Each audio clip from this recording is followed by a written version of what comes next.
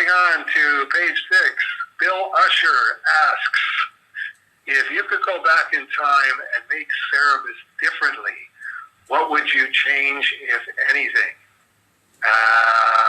Okay, my answer to that would be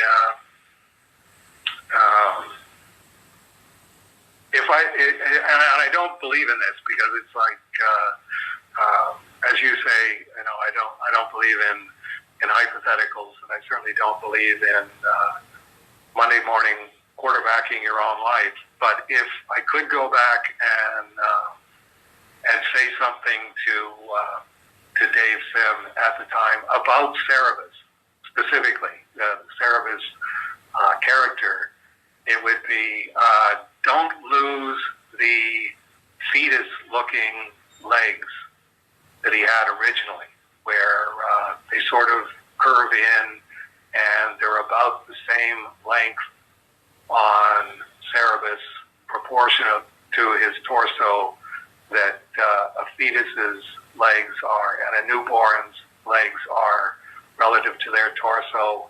That's inherently funny. That's genetically funny.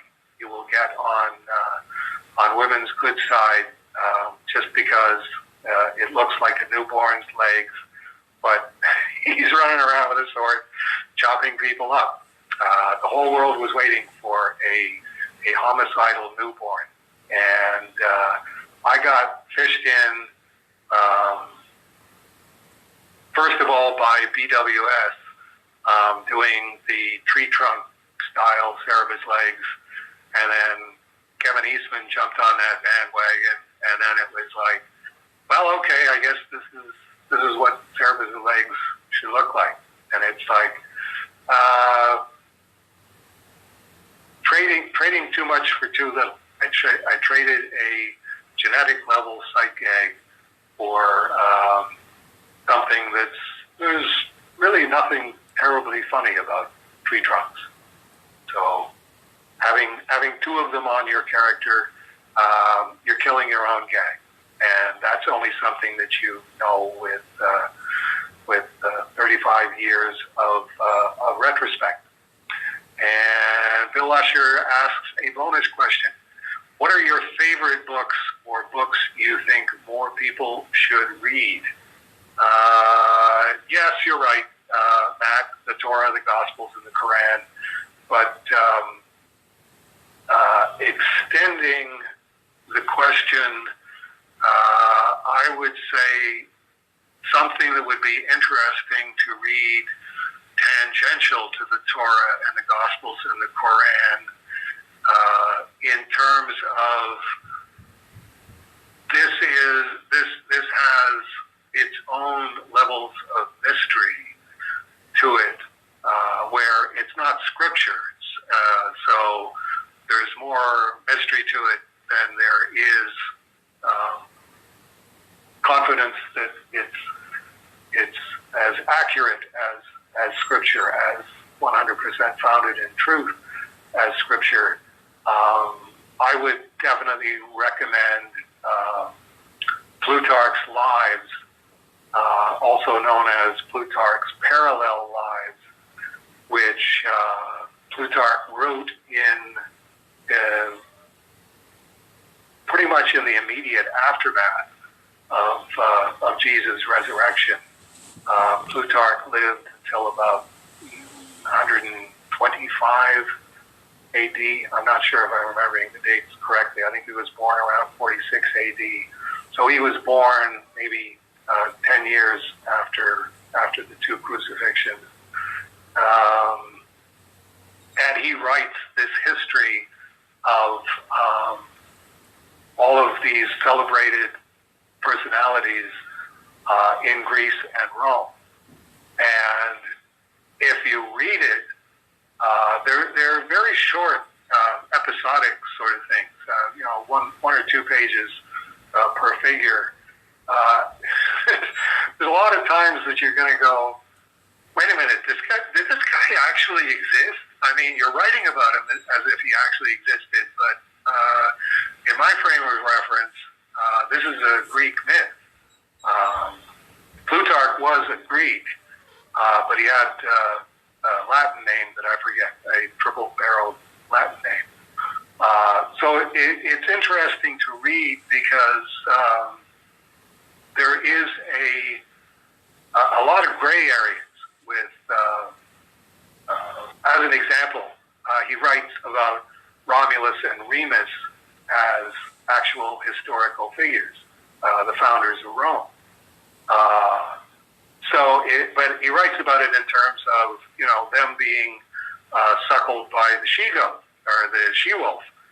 And it's like,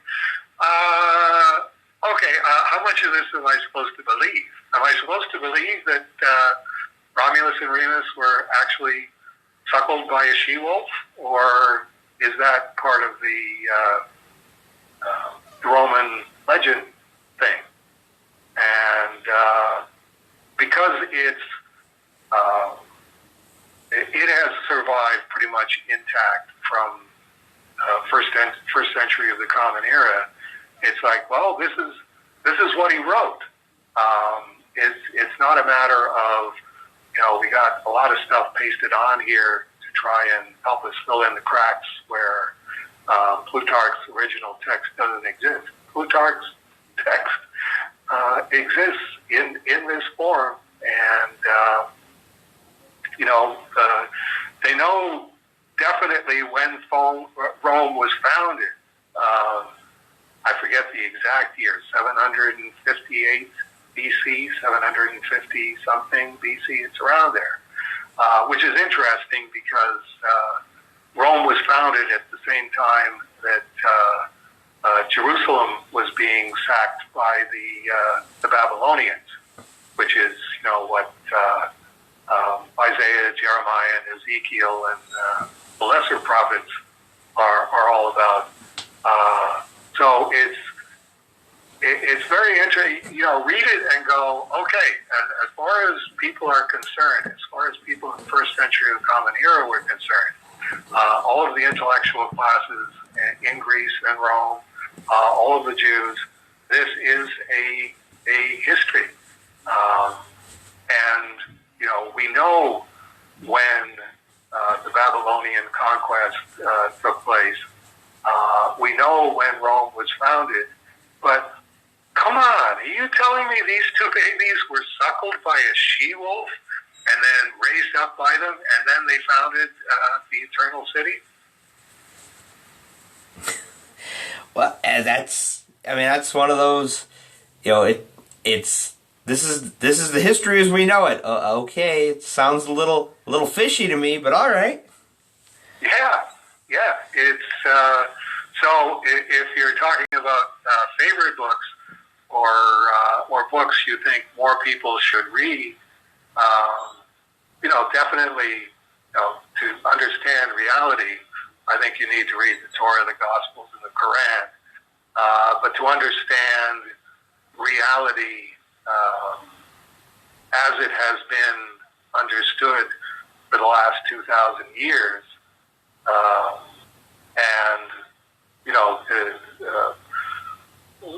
Rome was founded, and Plutarch was writing at a time when people were, in England, were still basically swinging around in the trees, kind of thing. So, to get all your civilizational ducks in a row, I would say you can't go too far wrong with Plutarch's lives.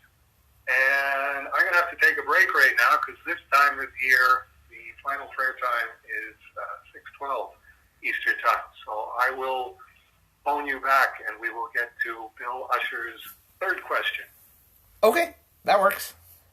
Talk to you in a little while. All right, talk to you then. Bye. Bye-bye.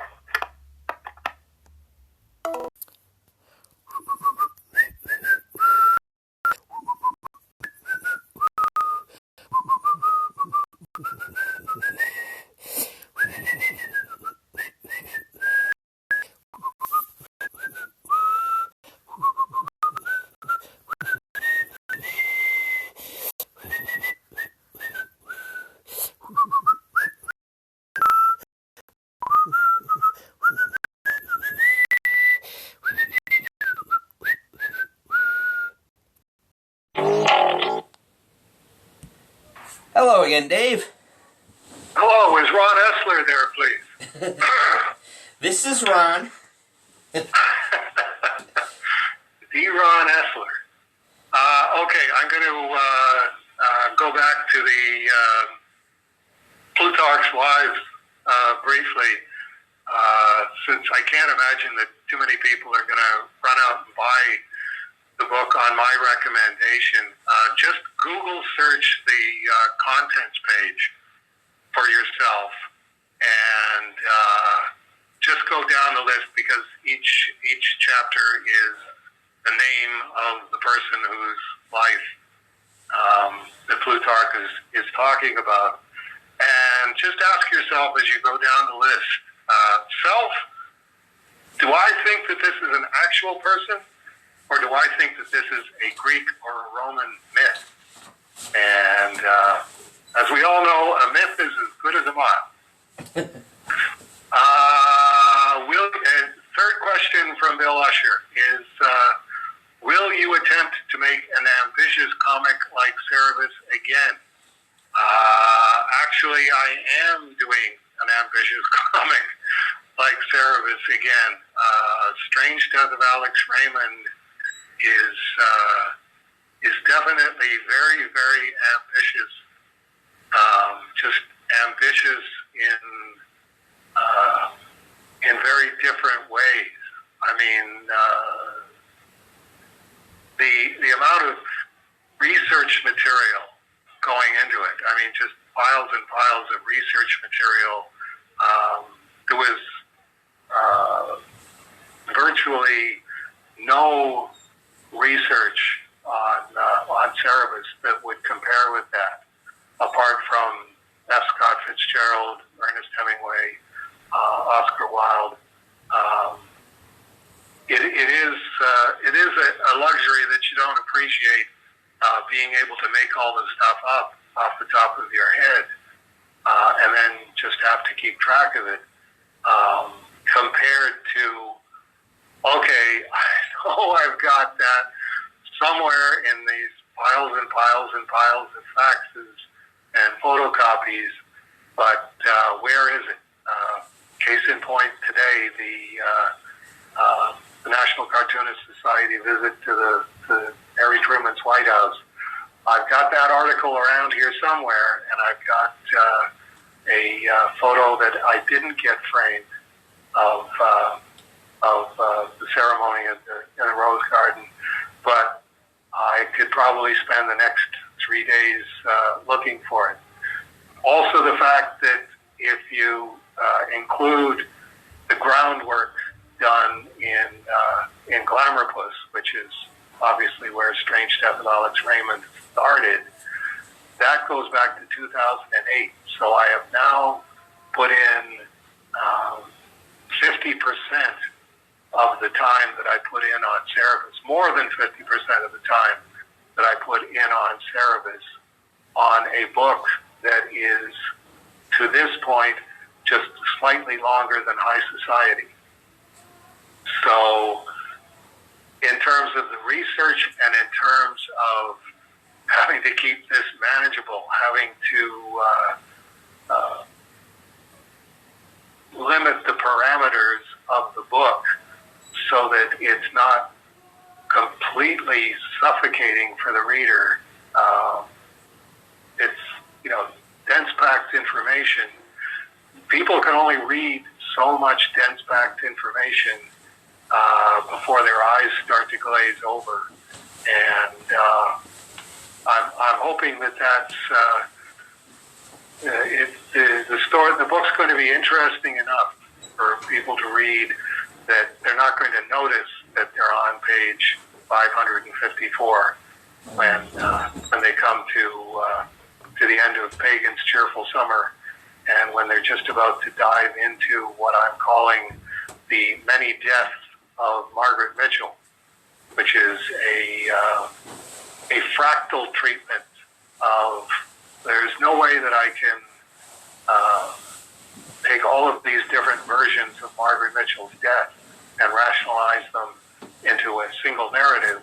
So here's as many of them as I think are credible,